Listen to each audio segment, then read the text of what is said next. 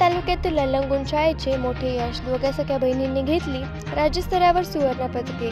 आदिवासी विकास विभाग अंतर्गत नागपूर येथे दिनांक 3/1/2025 ते 5/1/2025 राज्यस्तरीय क्रीडा स्पर्धा पार पडल्या।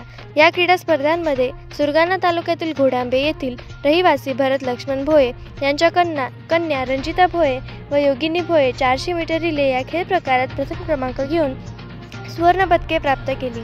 तसेच 800 मीटर धावणे व 1500 मीटर धावणे या खेळात रंजिता भोये हिने सुवर्ण पदके घेतली। अशा प्रकारे रंजिता हिने एका स्पर्धेत 3 सुवर्ण पदकांना गवसणी घातली। या यशाबद्दल आदिवासी विकास मंत्री डॉक्टर अशोक उईक यांनी त्यांना बक्षीस देऊन त्यांचा सत्कार केला। भरत लक्ष्मण भोये हे एक शेतकरी वर्गात जन्मलेले, पण त्यांना असलेली खेळाविषयीची आवड त्यांनी त्यांच्या मुलांमध्ये रुजवली आणि त्याचेच फळ म्हणून त्यांच्या मुली आज राज्यस्तरावर यश मिळवले।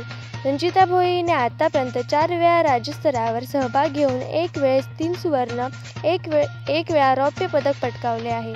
तसेच योगिनी भोये हिने आतापर्यंत 5 वेळा राज्यस्तरावर सहभाग घेऊन 4 वेळा सुवर्ण पदक व 1 वेळा रौप्य पदक घेतलेले आहे।